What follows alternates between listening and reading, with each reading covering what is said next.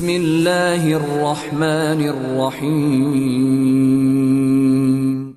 Kita ketahui Nabi SAW kalau menghadiri walimah pernikahan, maka Nabi mendoakan dua mempelai pengantin dengan berkata, Barakallahu lak wa baraka alaik wa jama'a bainakuma fi khair. Yaitu semoga engkau, Allah memberkahi engkau, wa baraka alaik, yaitu semoga Allah memberkahi keturunanmu, sebagaimana tafsir sebagian ulama. Semoga Allah memberkahi engkau, memberkahi keturunanmu, wa jama'a bainakuma fi khair, dan semoga Allah mengumpulkan kalian berdua dalam kebaikan-kebaikan. Isyarat bahwasanya dalam kehidupan rumah tangga harus ada kerjasama antara suami istri dalam menjalankan kebaikan-kebaikan. Kita dengar sebagian orang mengeluh ketika hilang keberkahan dari dirinya. Seperti dia mengatakan misalnya terkait dengan hasil kerjanya, udah kerja uang banyak tapi entah uang hilang kemana. Betapa sering kita mendengar orang mengucapkan demikian. Artinya uangnya tidak berkah. Entah kemana uangnya lari, tidak dia sadari. Demikian juga sebagian mengeluhkan tentang anak-anaknya. Dia bilang anak-anak enggak ada faedahnya. Anak-anak banyak hanya bikin masalah, ribut sana ribut sini. Sehingga keberkahan Allah cabut dari anak-anaknya. Terkadang sebagian orang kehilangan berkah dari istrinya. Istri hanya bikin masalah, hanya bikin pening kepala, ya. Makanya di antara doa Nabi sallallahu alaihi wasallam, Nabi berlindung dari istri yang menjadikan suami cepat tua, ya. Kenapa? Karena terlalu banyak bikin problem, istri yang tidak berkah. Sebagian istri mengeluhkan tentang suaminya yang seakan-akan suaminya hanyalah pembawa kesengsaraan dalam kehidupannya. Dia berangan-angan seandainya dia tidak menikah. Ini kondisi sebagian masyarakat. Terkadang mereka dalam kondisi kaya raya, tetapi mereka tidak merasakan kebahagiaan. Kebahagiaan hilang dari rumah mereka, keberkahan dicabut oleh Allah Subhanahu wa taala. Terkadang mereka ini adalah orang-orang yang terkenal. Terkenal, semua orang memuja dan memuji mereka. Namun ternyata mereka sendiri dalam kesengsaraan. Terkadang mereka kalau keluar tampil di hadapan publik harus main drama. Seakan-akan keluarga yang sakinah, mawaddah dan rahmah. Tapi ternyata mereka dalam kesengsaraan yang tidak terputus-putus. Oleh karenanya ibu-ibu yang dirahmati Allah Subhanahu wa taala, dalam hidup ini kita berusaha menjadikan rumah kita sebagai ladang pahala, ladang kebahagiaan, tempat kebahagiaan dan tempat untuk meraih surga setinggi-tingginya. Itu bagaimana kita fikirkan agar rumah kita menjadi rumah yang berkah. Jadi rumah yang berkah. Sehingga suami kita berkah, istri kita berkah, anak-anak kita berkah, kegiatan di rumah berkah. Dan itu akan mendatangkan kita akan memasuki surga di dunia sebelum surga di akhirat. Di lain sisi, kita dapati teman-teman, kawan-kawan yang selalu ingin pulang ke rumah, rindu untuk pulang ke rumah. Kalau di luar ingin pulang ke rumah. Kenapa? Dia merasa tentram di rumahnya. Dia ingin cepat-cepat pulang. Kalau dia main, taruhlah touring sama teman-temannya, dia ingin cepat pulang. Kenapa? Dia merasa tentram, merasa bahagia. Dia merasa rumahnya adalah ladang pahalanya. Ya. Maka dia merasakan keberkahan dalam rumahnya. Kalau dia pergi di luar, dia ingin ketemu anak-anaknya. Dia rindu ketemu anak-anaknya. Karena dia merasakan bakti dari anak-anaknya. Dia merasakan hasil didiknya, Allah beri berkahi. Ini orang yang paling bahagia di atas muka bumi ini. Karenanya kita semua, terutama ibu yang dirahmati Allah Subhanahu wa taala, mari sama-sama berjuang untuk menjadikan rumah kita sebagai rumah yang penuh dengan keberkahan. Sehingga serasa seakan-akan ada surga di rumah kita, rumah yang dirindukan, rumah yang kita ingin menetap di rumah, tidaklah keluar kecuali karena ada keperluan, ada kebutuhan. Kalau selesai segera balik ke rumah. Itulah rumahmu, surgamu. Allah Subhanahu wa taala menyebutkan di antara kenikmatan yang Allah berikan kepada kita adalah Allah menjadikan rumah bagi kita sebagai tempat tinggal, ya. Allah berfirman dalam surat An-Nahl ayat 80, "Wallahu ja'ala lakum min buyutikum sakana." Dan Allah telah menjadikan rumah-rumah kalian sebagai tempat tinggal bagi kalian. Allah sebutkan sebagai sakan, sebagai tempat tinggal. Allah sebutkan dalam surat An-Nahl, yang surat An-Nahl itu sendiri disebut sebagai surat An-Ni'am, di mana Allah sebutkan nikmat-nikmat yang Allah berikan kepada manusia, di antaranya adalah nikmat punya rumah. Kita tahu bagaimana orang tidak punya rumah, tentu tidak nyaman. Kontrak dari satu kontrak ke kontrak yang lainnya. Ya. Kemudian berpindah rumah, pindah lagi perabotan. Ya. Atau numpang di rumah orang lain. Ya. Ya. Saya pernah merasakan itu, numpang di rumah teman, tidak nyaman, tidak bebas. Bahkan numpang di rumah mertua pun tidak bebas. Ya. Ya. Ketika kita memiliki rumah sendiri, ya taruhlah meskipun rumah kontrakan, tapi kita tinggal sendiri di rumah tersebut, maka ini suatu nikmat yang luar biasa. Apalagi rumah tersebut rumah milik pribadi.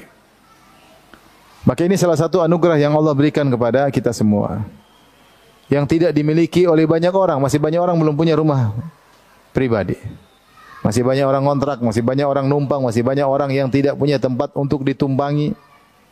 Ya. Karenanya nikmat ini kita syukuri. Agar nikmat itu, nikmat rumah ini benar-benar bisa menjadikan sarana untuk kita bahagia. Dan Rasulullah SAW telah sebutkan di antara sebab kebahagiaan adalah rumah yang nyaman. Dalam hadis kata Nabi SAW, arba'un minas sa'adah, 4 perkara yang merupakan sebab kebahagiaan. Kata Rasulullah SAW, baitun wasi', rumah yang luas. Kemudian markabun hani',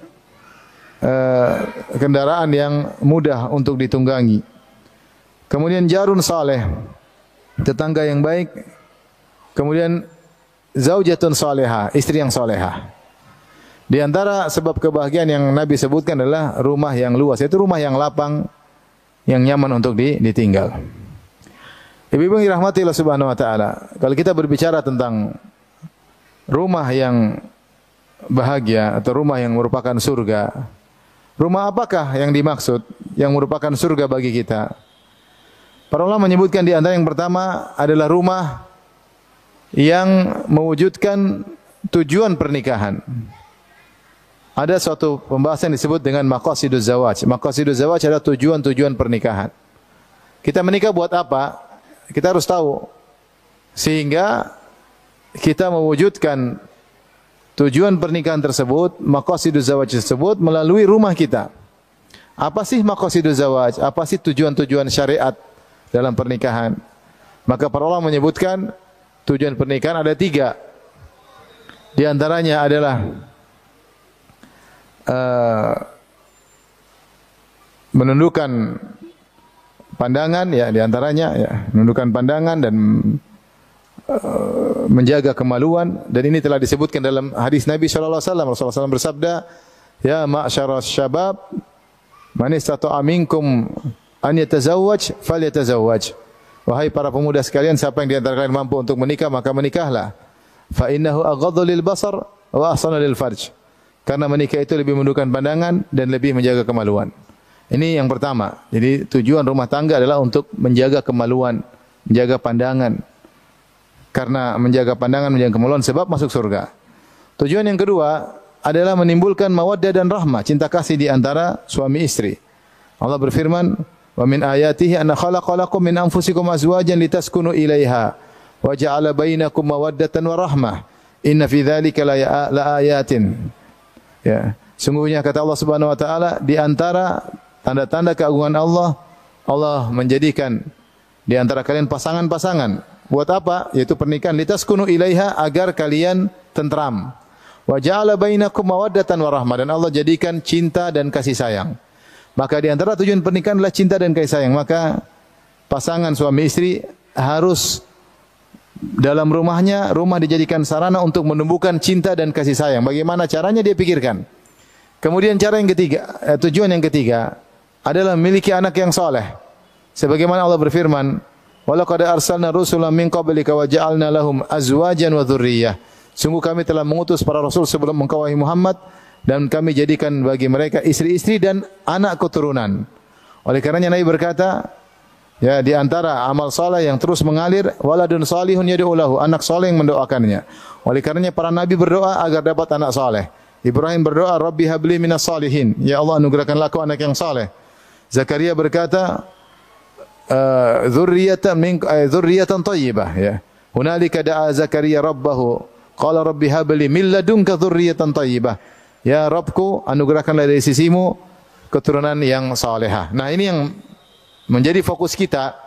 Kita ini menjalani rumah tangga bukan sekedar menjalani begitu saja. Karena kalau kita menjalani begitu saja tanpa ada tujuan, maka kebanyakan waktu yang kita lalui hanyalah duniawi, tidak bernilai ukhrawi, tidak menjadi pahala di sisi Allah. Tetapi ketika kita niatkan untuk mewujudkan tujuan pernikahan ini, maka insya Allah setiap kegiatan kita berpahala. Jadilah rumah kita sebagai ladang pahala kita sebesar-besarnya di akhirat kelak. Taib, kita masuk pada tujuan yang pertama misalnya. Tujuan pernikahan adalah untuk menundukkan pandangan. Maka tentunya seorang suami berusaha memenuhi hasrat istrinya dan seorang wanita berusaha memenuhi hasrat suaminya. Sehingga suaminya tidaklah jelalatan matanya, ya, lirik sana lirik sini, ya. Dan tidak juga suaminya akhirnya terjerumus dalam kemaksiatan. Betapa banyak masalah rumah tangga dimulai dari ketidaknyamanan dalam hubungan, hubungan ranjang antara suami dan istri. Entah suaminya tidak nyaman, entah istrinya tidak nyaman. Kemudian beranjak pada permasalahan-permasalahan berikutnya. Dan betapa banyak kebahagiaan timbul antara suami istri karena saling memahami. Dua-duanya bertujuan untuk menjaga pandangan pasangannya dan menjaga kemaluan pasangannya. Maka Rasulullah telah memberikan penekanan hal ini, ya. Seperti Rasulullah, ya. Sebentar, ya. Halo, ambil lagi kajian, ya. Ambil lagi kajian. Lagi kajian. Ya, Assalamualaikum. Rasulullah SAW sebagaimana ibu-ibu sudah tahu menekankan akan hal ini, ya, menyuruh, ya, para wanita siap jika dipanggil oleh suaminya untuk menyalurkan hasratnya. Dan juga dipahami oleh para sahabat seperti Ibnu Abbas berkata, "Ini uhibbu an atazayyana lil mar'ah, kamu uhibbu an tatazayyana li." Aku, yaitu sebagai suami, suka berhias untuk istriku sebagaimana aku suka istriku berhias untukku. Jadi saling memahami antara suami dan istri, ya, di mana mereka menciptakan suasana yang bisa saling menyalurkan hasrat mereka dengan baik, ya. Maka ini harus dipahami, ini adalah porsi penting dalam rumah tangga karena tujuan rumah tangga adalah menundukkan pandangan. Maka tidak mengapa ibu-ibu jangan lupa untuk berhias di rumah, jangan lupa untuk ke salon meskipun salon murahan, ya. Tidak jadi masalah, ya. Yang penting dari salon, ya. Tanya dari mana, Bu? Dari salon, ya. Beli yang jangan terlalu mahal-mahal. Liven kayak terus apa itu yang di sini, ya. Spidol itu yang murah-murah juga bagus, ya. Tidak ada masalah, ya. Insyaallah suami tidak terlalu beda-beda jauh antara mahal yang murah, tidak terlalu beda jauh. Itu hanya dibesar-besarkan para penjual make up, ya. Kita laki-laki biasa-biasa aja, yang penting ada warnanya, ya. Jadi pergi ke salon. Terus jangan lupa olahraga ibu-ibu, ya. Olahraga biar tubuh menjadi tubuh atletis, ya. Tapi jangan atlet sumo, ya. Maksudnya tubuh yang baik sehingga menyenangkan suami jika melihatnya. Tentu suami juga demikian. Ya semampunya, bukan berlebih-lebihan, tapi ada olahraga sehingga memperhatikan penampilan. Jangan lupa bersihkan tempat tidur, dikasih parfum, dirapiin, ya. Jangan sampai suami ketika berbicara dengan kita dalam kondisi mulutnya, ya, bau abape ambu, ya. Jangan, ya. Jadi kita perhatian dalam hal yang menurut kita sepele tapi itu sebenarnya menyenangkan suami kita. Dan kita bilang kalau kita ada sesuatu yang tidak senang dari suami, kita bilang, "Mas, gimana kalau bajunya diganti? Mas, kalau bagian kita ambil parfum kita semprot ke suami kita." Ya. Lihat bagaimana Nabi sallallahu alaihi wasallam. Nabi, siapa yang sisir rambutnya? Yang sisir rambutnya Aisyah radhiyallahu anha. Nabi, siapa yang kasih parfum? Istrinya. Yang semprotin parfum istrinya. Kasihan ada suami nyisir rambut sendiri, kasihan. Kasihan ada suami semprot parfum sendiri. Kasihan. Harusnya istrinya yang semprot. Yang Jadi ibu-ibu bikin suasana yang di mana suami berhasrat kepada ibu-ibu, ya. Karena salah satu tujuan pernikahan, sehingga rumah kita merupakan sumber pahala di sisi Allah Subhanahu wa taala. Kemudian juga tadi di antara tujuan pernikahan adalah mawaddah dan rahmah. Semua sikap yang bisa menimbulkan cinta kasih, maka kita tanamkan. Lihatlah Nabi sallallahu alaihi wasallam bagaimana sampai dia meminum dari gelas bekas bibirnya Aisyah radhiyallahu taala anha. Sampai dia memakan daging, apa kalau kita bilang daging tulang yang masih ada dagingnya, apa namanya bahasa Jawa? Tengkleng, ya, tengkleng. Rasulullah makan tengkleng itu yang bekas gigitan Aisyah radhiyallahu taala anha, ya. Kenapa Rasulullah menimbulkan cinta kasih di antara mereka? Rasulullah SAW ajak lomba lari Aisyah radhiyallahu taala anha. Rasulullah mandi bareng dengan Aisyah radhiyallahu anha. Maksud saya, ibu-ibu belajar romantis sama suami, ya. Manja-manja dikit sama suami, ya. Jadi jangan gagah perkasa di hadapan suami, ya. Manja-manja, kemudian mewek-mewek dikit. Jadi suami merasa dia laki-laki. Dia merasa laki-laki. Ya. Sehingga timbul kasih sayang. Kalau suami tidur, taruh selimut, cium keningnya, cium tangannya, suami mau keluar rumah, cium tangannya. Rumah terasa indah, ya. Saya pernah jalan kaki pagi-pagi di Jakarta Timur. Saya lewat rumah orang awam. Dari rumah pagar tuh cukup jauh, mungkin ada 20 meter kali, ya. Jadi suaminya keluar dari rumah, mau ke kantor, istrinya ngantar sampai di pagar luar. Kemudian istrinya cium tangan suaminya. Masya Allah. Kalau kita tidak usah di luar, dalam rumah aja, ya. Ya, tapi maksud saya seperti itu sehingga timbul kasih sayang suami istri, ya. Di tengah-tengah kerjaan, telepon, sayang gimana, sudah makan belum, ya. Sayang gimana? Ada pertanyaan menunjukkan kita perhatian. Sebagian wanita sibuk dengan temannya, sibuk dengan media sosial, lupa ngobrol dengan suaminya. Karena suaminya tidak pernah ditanya-tanya oleh istrinya, suaminya akhirnya tanya-tanya istri orang di kantor. Dan akhirnya rumah tangga jadi kacau, ya. Jadi kita perhatikan bahwasanya untuk menjadikan rumah kita menjadi rumah surga, ladang pahala, maka kita berusaha tumbuhkan cinta kasih. Ya, itu sebenarnya mudah, ya. Artinya sebenarnya kita niat dulu, ya. Niat dulu, tanya, Abi mau makan apa hari ini? Abi mau apa? Kambing nasi kebuli. Bi enggak ada, yang ada cuma tempe. Boleh enggak tempe kebuli misalnya? Jadi tanya Abi mau makan apa? Jadi siapin, jadi ada komunikasi. Di antara kerusakan rumah tangga adalah kurangnya komunikasi, jarang komunikasi. Istri malas WA suami, suami apalagi malas sama WA ke istri. Maka harus dimulai jadi kontak enak. Jadikan suami istri sebagai dua teman untuk ngobrol sehingga timbul kasih sayang. Bukankah saya sering sampaikan bahwasanya di antara sunnah Nabi sallallahu alaihi wasallam adalah ngobrol sebelum tidur. Hidupkan, kita paksa kalau suami pulang, Mas ngobrol dulu, Mas. Taruh HP. Kamu dari mana aja tadi siang? Ya, jangan gitu juga, ngobrolnya yang tenang.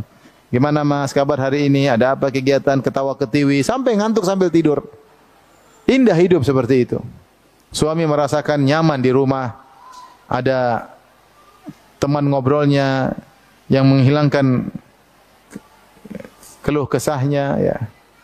Saya tanya sama ibu-ibu, Rasulullah sallallahu alaihi wasallam ketika menikah dengan Khadijah, Khadijah jauh lebih tua dari Nabi sallallahu alaihi wasallam. Padahal ketika itu wanita cantik banyak, artinya cantik muda banyak. Tapi kenapa Rasulullah SAW kok nyaman sama Khadijah?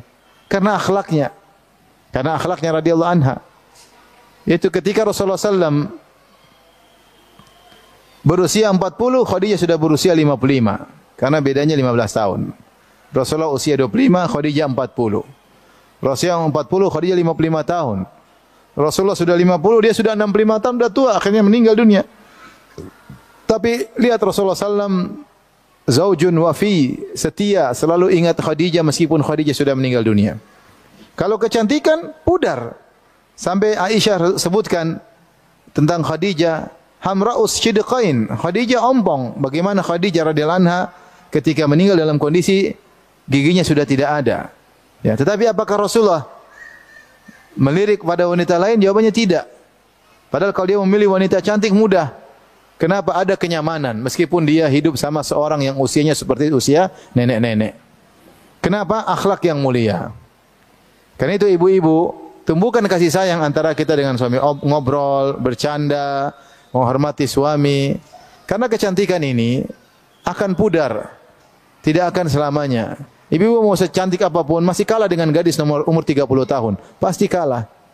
Ibu udah 45, udah 50, ya pasti sudah mewek-mewek di sini, siapa? Sudah apa namanya? Sudah tidak kencang lagi kulitnya. Ya, ini sifat manusiawi mengingatkan kita kepada hari akhirat. Nah, apa yang semakin indah dan semakin indah adalah akhlak. Kalau wajah, keindahannya semakin pudar. Tapi akhlak semakin indah, semakin dikenang oleh suami. Semakin bersyukur suami memiliki akhlak yang wanita yang berakhlak soleha. Semakin tua semakin soleha, semakin tua semakin perhatian. Sebagaimana Khadijah radhiyallahu anha kepada Nabi sallallahu alaihi wasallam. Maka saya harapkan dalam rumah tangga ibu-ibu, jadikanlah teman sebagai suami sebagai teman ngobrol, teman bercanda, teman curhat, mengikuti perasaan suaminya. Kalau suaminya lagi sedih, dia ikut-ikut sedih. Kalau suaminya lagi bergembira, dia bisa beradaptasi, ikut-ikut bergembira. Seperti itu ibu-ibu.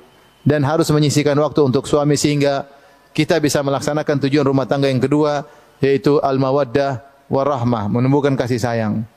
Saya rasa kalau nanti malam ibu-ibu pulang, terus suami tidur, ibu-ibu kasih selimut, ibu-ibu cium keningnya, dia pasti kaget. Apa ini istri saya yang dulu katanya. Tapi ini menunjukkan ibu-ibu jarang lakukan kan, ibu-ibu jarang. Ibu-ibu kurang romantis ya. Maka lakukan demikian, suami insyaallah tambah sayang ya. Manusia itu jibili, majbul. Dari sananya, kalau orang berbuat baik dia tambah sayang. Dari sananya manusia seperti itu. Lihat istri perhatian, lihat istri sayang, istri perhatian, subhanallah. Ya. Kita mau safar, semua sudah disiapin. Masya Allah. Mau pergi kantor sudah dibikinkan nasi goreng, tidak usah disuruh. Masya Allah. Pulang sudah pulang, langsung sudah disiapkan makan. Tidak usah disuruh. Masya Allah, istri-istri soleha. Istri-istri soleha. Usahakan ibu-ibu melayani suami langsung. Jangan suruh pembantu yang ambilkan minum. Jangan suruh pembantu ambilkan makan. Suruh pembantu yang masak, tapi ibu yang nganterin. Ibu yang nyuapin suami. Karena sebagian ibu-ibu udah mentang-mentang udah punya pembantu, dia malas-malasan. Sehingga yang jadi soleha pembantunya, pembantu soleha, bukan dia. Taib yang ketiga adalah memiliki anak-anak yang soleh, tujuan pernikahan. Waladun salihun yad'u lahu, anak soleh yang mendoakannya. Ini kerjasama luar biasa, suami istri saling bahu-membahu, saling bekerja sama, bikin strategi, bikin taktik untuk mendidik anak-anak. Anak-anak kita perlu strategi, perlu taktik untuk ngurusin anak-anak. Demi Allah kita perlu strategi. Itu bukan asal-asalan. Kita atur nanti kamu ngomong begini, Abi ngomong begini, nanti Umi ngomong begini, nanti Abi ngomong begini. Nanti Abi begini, Umi begini. Itu strategi. Kerjasama yang indah untuk mendidik anak-anak supaya anak menjadi anak yang soleh. Taib. Ini rahmati Allah Subhanahu wa taala. Di antara praktek-praktek yang bisa kita terapkan dalam rumah tangga agar rumah kita seperti rumah di surga atau seperti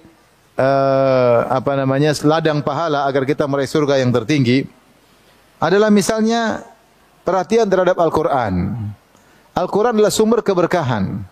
Bukankah Nabi berkata, Iqra'u surat Al-Baqarah, bacalah surat Al-Baqarah. Fa inna syaitana yanfiru minal baiti alladhi tuqra'u fi surat Al-Baqarah. Sungguhnya syaitan lari dari rumah yang dibacakan surat Al-Baqarah. Rasulullah bersabda, Masalul baiti alladhi yuzkarullahu fihi wal baiti alladzi la yuzkarullahu fihi kamathil hayy wal mayyit.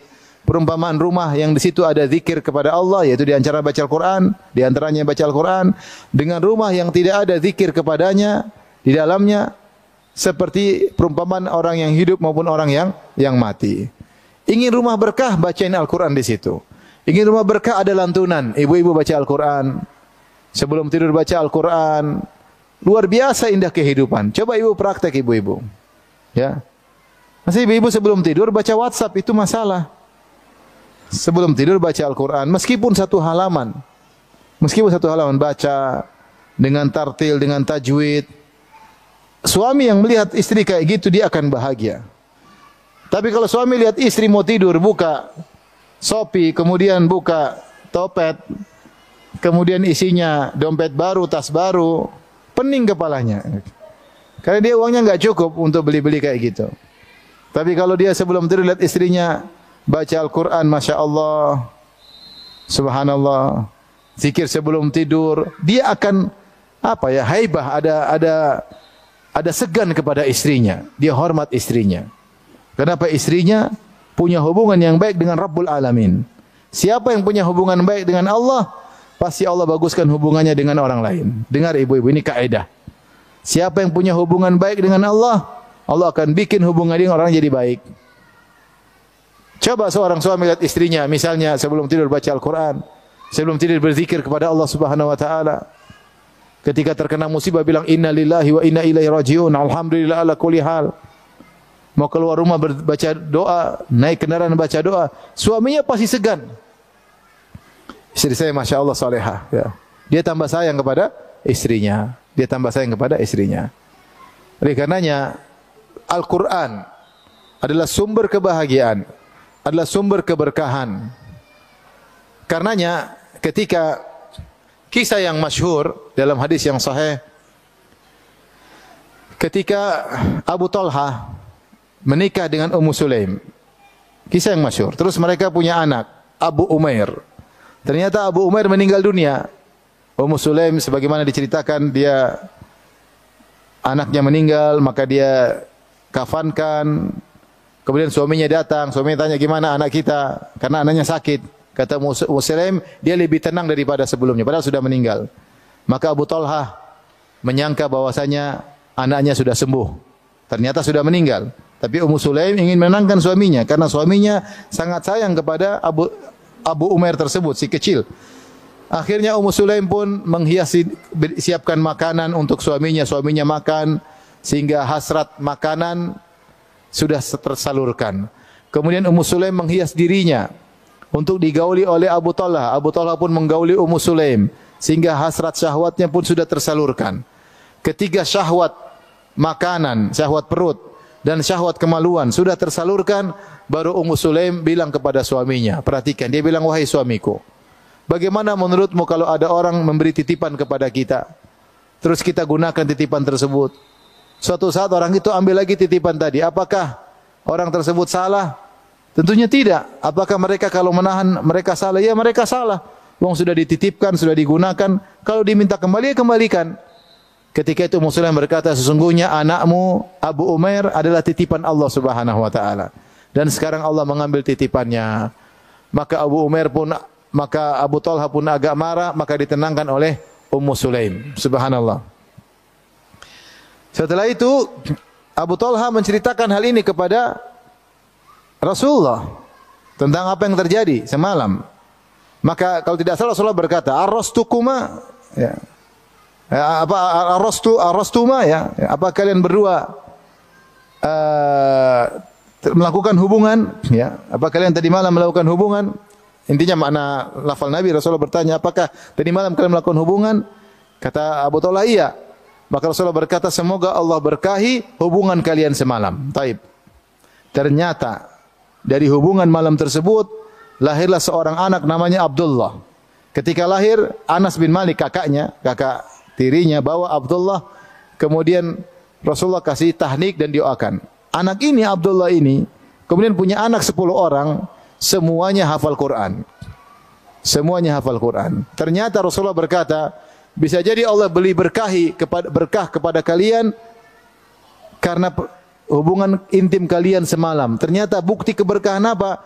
Anak-anak, cucu mereka 10 orang semuanya hafal Quran. Maka kalau ada Quran di rumah kita, itu tanda keberkahan. Kalau ada anak kita punya hafalan Quran, itu tanda keberkahan. Kalau kita baca Quran, itu merupakan tanda keberkahan. Maka bagaimana kita mau menjadikan rumah kita adalah surga, sementara kita tidak pernah baca Al-Quran? Bagaimana kita menjadikan rumah kita rumah surga, sementara dalam rumah kita putar musik-musik?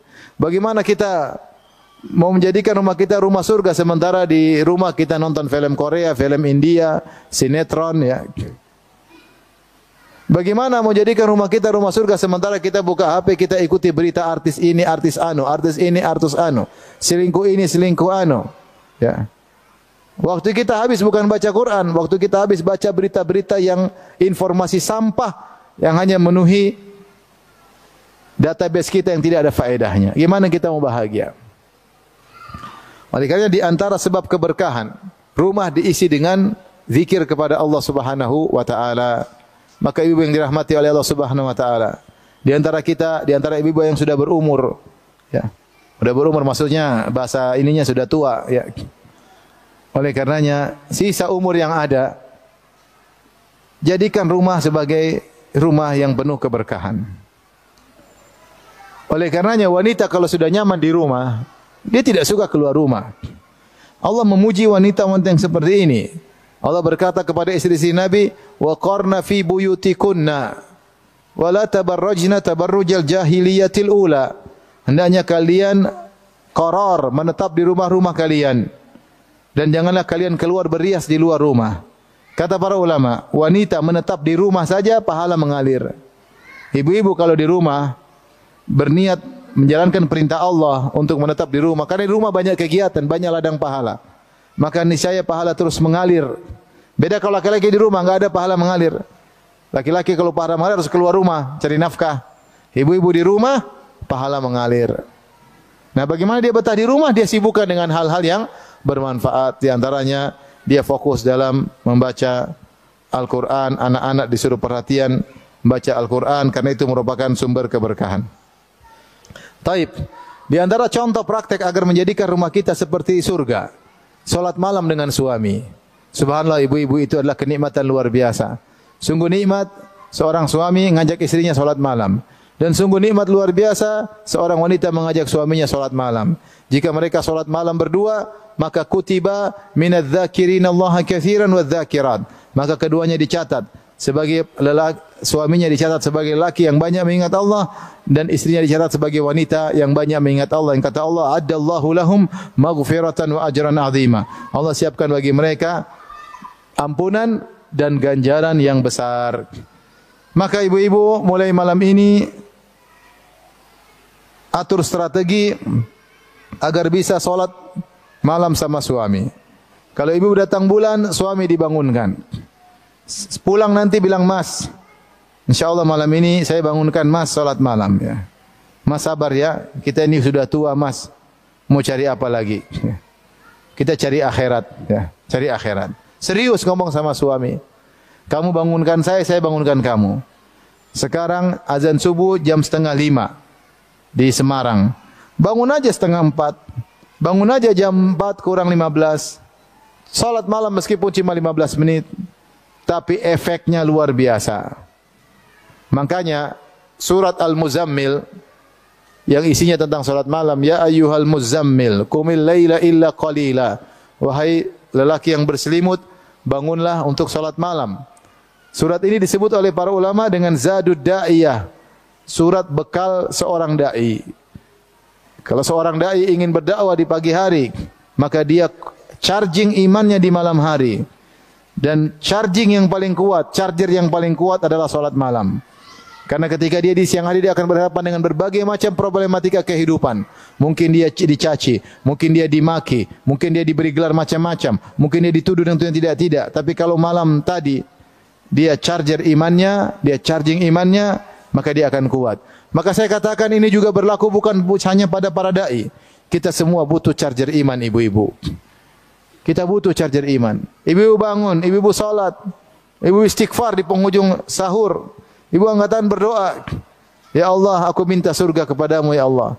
Ya Allah, berkahilah umurku ya Allah.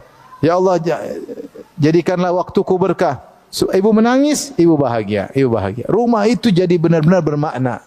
Rumah yang ibu tempati benar-benar bermakna. Kenapa? Karena ibu dan suami salat malam, salat malam. Subhanallah.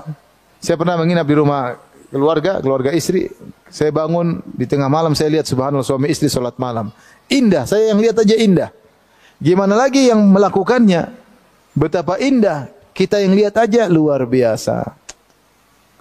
Kesabaran, salat malam bareng, berdoa bareng-bareng, mungkin nangis bareng-bareng, istighfar bareng-bareng, Masya Allah, nikmat luar biasa. Kita yang lihat aja, subhanallah, bahagia. Gimana lagi yang melakukannya? Oleh karenanya Rasulullah mengatakan, rahimallahu imra'an qama minal lail. Semoga Allah merahmati seorang lelaki bangun di malam hari, yaitu seorang suami, fasalla, kemudian dia salat di malam hari. Wa aiqadha ahlahu, kemudian dia bangunkan istrinya. Fa in abad, kalau istrinya tidak mau bangun, nadhahat fi wajiha alma, maka dia percikan air di wajah istrinya supaya bangun. Wa rahimallahu imra'atan, dan semoga Allah merahmati seorang wanita, qamat minal lail, bangun di malam hari, fasallat, kemudian salat. Wa aiqadhat ahlaha, kemudian dia bangunkan istrinya, bangunkan suaminya. Fa in aba, kalau suaminya tidak mau bangun, nadhahat fi wajhil ma, maka dia percikan air di wajah suaminya. Kerjasama dalam rangka untuk melawan kantuk, dalam rangka untuk mencari keridhaan Allah. Orang seperti begini bagaimana tidak bahagia? Dia membuang kebahagiaan tidurnya, dia membuang kelezatan tidurnya untuk mencari keridhaan Allah. Mustahil tidak bahagia, mustahil. Dia pasti bahagia. Pasti jadi suami istri yang harmoni. Pasti. Jika mereka berdua kerjasama dalam salat malam. Ibu-ibu yang dirahmati Allah Subhanahu wa taala, kita harus banyak introspeksi diri, merubah tatanan pola hidup kita selama ini. Kalau kita ingin bahagia, kalau ingin rumah kita penuh berkah, maka kerjasama dengan suami untuk salat malam bersama. Kemudian ada hal-hal yang bisa menjadikan rumah kita sebagai sumber pahala. Ini beberapa ide-ide yang mungkin saya sampaikan. Ya, perlu dipikirkan antara suami dan istri. Contoh misalnya, kerjasama untuk membuat pengajian di rumah. Pengajian buat tetangga, bukan pengajian besar-besaran ya. Pengajian buat tetangga, panggil ustadz, sampaikan. Rumah jadi berkah. Pengajian untuk karib kerabat, undang karib kerabat sebulan sekali, datang ke rumah, bikin pengajian, ada tanya jawab, rumah berkah. Luar biasa rumah berkah. Kita selain mengisi dengan zikir kepada Allah, kita isi rumah dengan ta'lim. Dengan ta'lim. Seperti para sahabiat pernah datang kepada Nabi. Kata mereka, ya Rasulullah, para lelaki telah mendominasi anda. Kami wanita tidak kebagian untuk ilmu. Kata Rasulullah SAW, mau'idukunna fi baiti fulan atau fi baiti ummi fulan. Sungguhnya tempat pertemuan kita untuk pengajian di rumah fulanah atau di rumah ibu tertentu. Jadi mereka pingin pengajian dan salah satu dari sahabat rumahnya dijadikan tempat pengajian. Kalau rumah isi pengajian, rumah berkah. Rumah berkah. Bukan kalau orang ngaji maka turun ketenangan, turun rahmat kepadanya, malaikat turun meletakkan sayapnya. Subhanallah, bagaimana rumah tidak berkah dengan rumah yang seperti ini, yang berisi dengan zikrullah, baik baca Al-Quran, baik zikir, apalagi diantaranya juga menuntut ilmu. Taib. Di antara kerjasama yang mungkin bisa dilakukan antara suami istri, hendaknya direnungkan kerjasama ini. Kerjasama untuk menyambung silaturahmi. Menyambung silaturahmi. Rumah kita jadi berkah. Sebagian orang misalnya, dia bilang sama suaminya, suami, mas kita bikin rumah ini kalau punya duit banyak, kalau enggak punya ya sudah ya. Mas, kita bikin rumah, bikin kolam renang. Buat apa? Buat ponakan-ponakan mandi di sini. Buat keluarga biar nyaman rumah di sini. Kalau nginap di rumah, subhanallah, mereka berdua memikirkan bagaimana cara rumahnya berkah, menjadi tempat kumpul, tempat pertemuan karib kerabat. Sehingga karib kerabat datang dengan nyaman. Tinggal di rumah yang nyaman. Kerjasama untuk menyambung silaturahmi. Betapa indah seorang istri berkata kepada suaminya, mas, bulan ini kau belum kirim uang buat ibumu. Mas, bulan ini kau belum kirim uang buat ponakanmu. Mas, bulan ini kita belum ziarah ke rumah ibu. Mas, bulan ini kita belum ziarah ke rumah tante. Luar biasa. Mas, kue apa yang disukai oleh mama? Saya mau masakan. Mas, saya sudah bikin kue, kita antar ke rumah mama. Subhanallah. Ini rumah berkah seperti ini. Suaminya pun demikian. Sayang, kamu sudah ke rumah ibumu belum? Sayang, ini bawa hadiah dari Abi buat ibumu, buat ayahmu. Kerjasama dalam menyambung silaturahmi. Kalau ada diganggu sama kakak atau adik, istri bilang, sabar mas. Sabar, hidup cuma sementara mas. Sabar. Maafkan mereka. Maafkan mereka, mereka enggak ngerti, mereka suudzon. seperti ini, bagaimana Allah tidak memberkahi rumah seperti ini? Sudahkah kita bekerja sama dengan istri kita, bekerja sama dengan suami kita untuk menyambung silaturahmi? Bukan seperti sebagian wanita, malah sebaliknya ngajak berantem sama kerabat. Ajak suaminya, provokasi suaminya untuk berantem dengan kakak dan adiknya. Sampai dia berkata, kamu pilih aku atau pilih kakakmu? Lebih parah lagi sebagian wanita mengatakan, kamu pilih aku atau pilih ibumu? Endasmu, bilang. Jadi ngajak suaminya suruh berdurhaka sama ibunya. Ini seperti apa begini ya? Istri itu ngajak suami untuk nyambung silaturahmi. Demi Allah kalau dia berkorban sebagian waktunya, berkorban sebagian hartanya, dia bilang, mas ini kasih ibumu saja, pasti Allah ganti lebih baik. Pasti Allah berikan kebahagiaan. Pasti Allah turunkan ketenangan. Luar biasa. Bukankah Rasulullah mengatakan, man ahabba an yubsatalahu fi rizki wa yunsa'a fi athari falyasil rahimah. Siapa yang ingin lapangkan rezekinya, dipanjangkan umurnya, sambung silaturahmi. Ibu provokasi suami untuk sambung silaturahmi, ibu juga dapat pahala. Ibu juga dapat pahala. Maka ini di antara cara untuk menjadikan rumah sebagai ladang pahala untuk meraih surga. Di antaranya misalnya kerjasama untuk memuliakan tetangga. Untuk memuliakan tetangga, ini juga penting. Ingatin istri, sayang sudah bikin kue enggak buat tetangga? Kamu masak banyak sekali, sudah kasih tetangga belum? Ingatkan. Subhanallah. Rasulullah bersabda, la yazalu Jibril yusini bil jar hatta dhanantu annahu sayuwarrithuhu. Senantiasa Jibril berwasiat kepadaku untuk berbuat baik kepada tetangga sampai aku menyangka tetangga akan dijadikan ahli waris. Saking Jibril sering perhatian kepada tetangga. Oleh karena di antara yang paling bisa kita lakukan perhatian sama tetangga. Tetangga kita tidak banyak-banyak, satu kanan, satu kiri, dua kanan, dua kiri, tiga kanan, tiga kiri. Bukan satu kampung semuanya kita enggak mampu. Ya. Maka rumah kita menjadi rumah berkah. Dan saya sering bilang bahwasanya berbuat baik kepada tetangga tidak susah. Ibu-ibu kalau tinggal satu kompleks misalnya, townhouse misalnya, atau rumah yang 20-30 rumah, ibu-ibu berbuat baik setahun sekali, setahun dua kali saja. Misalnya pulang dari Semarang atau pulang dari Jogja beli apa yang murah-murah, gudeg Jogja kayak atau apa kayak, ya terus bagi-bagi tetangga dikit-dikit. Setahun dua kali saja mereka sudah ingat sama ibu. Apalagi sekarang berbuat baik sama tetangga semakin hilang sunnah ini. Apalagi di kota-kota besar, orang individualisme, individu sendiri-sendiri, tidak mikir lain, ego masing-masing, lu gua, nggak ada pikiran tetangga. Semakin hilang, bahkan tetangga tidak kenal tetangganya. Tetangganya tidak bertemu meskipun setahun, mungkin ketemu setahun sekali. Kalau pas ada kematian baru ketemu. Hari-hari tidak pernah ketemu, hari-hari tidak pernah kunjungan, tidak pernah kirim kue, tidak pernah. Nah, kalau kita berfikir sama istri kita untuk berbuat baik sama tetangga, rumah kita berkah. Bayangkan kita masak kue bagi sama tetangga, kita beli oleh-oleh kasih sama tetangga. Modal tidak banyak ibu-ibu, tetapi ibu-ibu tercatat sebagai tetangga terbaik di sisi Allah Subhanahu wa taala. Tidak banyak, dan semuanya Allah akan ganti. Semuanya Allah akan ganti cepat atau lambat, dan biasanya kebiasaan Allah mengganti dengan lebih banyak. Pengalaman sudah membuktikan. Kalau kita berbuat baik kepada orang lain, Allah akan ganti cepat atau lambat, dan biasanya kalau Allah ganti lebih banyak, sebagaimana pengalaman telah menunjukkan hal tersebut. Kemudian juga di antaranya misalnya kerjasama untuk memuliakan tamu. Ada tamu datang, maka kita serius selama kita punya rezeki. Kalau enggak punya rezeki ya seadanya. Kita ini belikan ini, si istri masak, istri juga semangat masak untuk memuliakan tamu sehingga tamu itu nyaman ya ketika bertamu di rumah. Hampir-hampir tidak mau pulang ya. Kenapa? Karena begitu nyaman, makanan enak, pelayanan enak, senyum manis menghiasi sang pemilik rumah, sang tuan rumah. Maka ini semua kita niatkan karena Allah, maka pahala mengalir. Jadilah rumah kita rumah yang berkah. Ya. Kenapa orang jarang bertamu di rumah kita? Karena tidak merasa nyaman.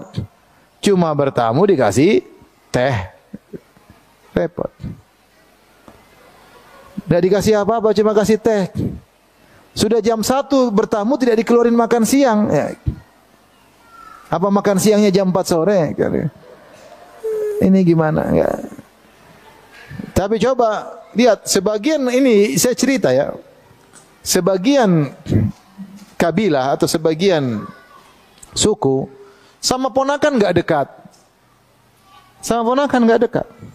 Ponakan seperti orang lain, itu kan kerabat. Ponakan bertamu dia gelisah, apalagi ponakannya bertamu lebih dari 3 hari. Waduh. Sehingga ponakannya enggak ada yang betah tinggal di tempat dia. Mau bertamu juga malas karena tidak merasa seperti orang asing. Ini padahal kerabat bertamu seperti dianggap orang asing. Bagaimana kerabat mau betah bertamu di rumah kita sementara kita sikapinya seperti mensikapi orang asing. Sudah 3 hari kita tanya, kapan kamu pulangnya? Kamu enggak dicari mamamu? Dia kan akhirnya gelisah. Enggak om, sebulan lagi om. Mampus lu katanya. Jadi orang enggak nyaman ke rumah. Kenapa? Pelit luar biasa. Pelit sudah mendarah daging.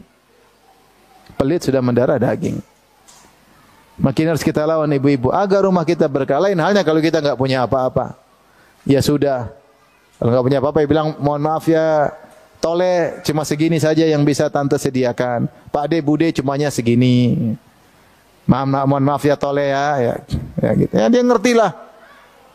Tapi kalau kita pelit, kasihan ya. Sehingga orang bertamu pun tidak betah, malas bertamu di rumahnya. Lihat sifat Nabi SAW. Wa taqri dhaif. Kata Khadijah ketika Nabi SAW ketakutan karena baru didatangi Jibril, dipeluk oleh Jibril. Apa kata Nabi SAW? Inni laqad khasyitu ala nafsi. Sungguh aku khawatir kemudaratan menimpa diriku. Apa kata Khadijah? Kalla fa wallahi abshir. Sekali-sekali tidak, demi Allah bergembiralah wahai suamiku. Lan yuhzikallahu abada. Allah tidak akan menghinakan engkau selamanya. Kenapa? Innaka latasilur rahim. Engkau suka nyambung silaturahmi. Wa tasduqul hadis. Engkau suka jujur. Wa tahmilul kalla. Engkau bantu orang yang belum bisa sempurna atau belum bisa mencukupi kebutuhannya. Wa taksibul ma'dum. Bahkan orang tidak bisa kerja sama sekali, kau cari nafkah buat dia. Wa takrid dhaif. Engkau suka menjamu tamu. Wa tu'inu ala nawa'ibil haq. Dan engkau membantu orang yang terkena musibah. Orang seperti ini yang suka menjamu tamu, suka menyambung silaturahmi, tidak akan dihinakan oleh Allah selama-lamanya. Kenapa Khadijah mengatakan demikian? Dia sudah istiqra, dia sudah meneliti tentang berita-berita masa lalu dan berita-berita di zaman dia. Tidak ada seorang pun yang dia kenal yang suka menjamu tamu kemudian dihinakan oleh Allah Subhanahu wa taala. Mustahil, kata Khadijah. Jadikanlah rumah kita rumah berkah, sumber surga. Sehingga kalau Allah tanya nanti pada hari kiamat tentang nikmat rumah, Allahu ja'alakum min buyutikum sakana. Allah sebutkan nikmat, Allah telah menjadikan rumah sebagai tempat tinggal. Kalau Allah hisab apa yang kau lakukan di rumahmu, maka kita bisa jawab, saya salat malam di rumah ya Allah. Saya baca Quran di rumah ya Allah. Saya suruh anak-anak meroja Quran di rumah ya Allah. Saya jamu tamu ya Allah. Saya bikin kue buat tetangga ya Allah. Saya bikin pengajian di rumah buat tetangga di rumah ya Allah. Saya undang keluarga lebaran di rumah ya Allah. Maka kita akan jawab dengan jawaban yang nyaman dan tenang, dan di balik itu pahala yang besar. Tapi kalau Allah tanya apa yang kau lakukan di rumahmu? Nonton film Korea ya Allah, film India ya Allah. Tiap hari bicara dunia di rumah ya Allah. Tidak pernah ngundang tamu ya Allah. Tamu saya suruh pulang ya Allah. Ponakan saya usir ya Allah. Repot, repot. Karenanya ibu dirahmati Allah Subhanahu wa taala, berusaha jadikan rumah sebagai ladang pahala. Sampai datang dalam satu hadis, meskipun hadisnya sanadnya lemah, tapi maknanya benar. Rasulullah mengatakan khairu baitin, sebaik-baik rumah adalah rumah yang di situ ada anak yatim yang dimuliakan. Rumah yang ada anak yatim yang dimuliakan. Ada kita pelihara anak yatim, tinggal di rumah kita muliakan anak yatim tersebut. Ini rumah terbaik di sisi Allah Subhanahu wa taala. Bayangkan demikian semisal ini. Di rumah kita ternyata ada orang tua yang kita rawat. Ada mertua kita rawat, ada ibu kita rawat, tante kita sakit kita rawat. Gimana pahalanya enggak besar? Ada orang tua kita rawat di rumah kita. Kita kasih makan, kita obati, kita ajak ngobrol. Itu rumah penuh dengan cahaya dari Allah Subhanahu wa taala. Rumah kita gunakan untuk beramal soleh. Orang tua nyaman tinggal bersama kita kalau memang dia tidak punya dan kita tidak merasa berat. Bagaimana rumah kita tidak turun cahaya banyak di rumah kita? Pembantu yang tinggal di rumah kita nyaman. Dia tidak mau berhenti dari pekerjaan. Kenapa? Dia nyaman dengan majikannya. Majikannya perhatian sama dia, majikannya menunjukkan kebaikan, majikannya ajak makan apa yang dia makan. Subhanallah. Jika sunnah kita kerjakan, rumah kita merupakan ladang pahala. Rumah kita sumber kebahagiaan, rumah kita surga dunia sebelum surga akhirat. Demikian saja ibu-ibu apa yang bisa sampaikan. Subhanakallah bihamdik asyhadu an la ilaha illa anta astaghfiruka wa atubu ilaik. Assalamualaikum warahmatullahi wabarakatuh.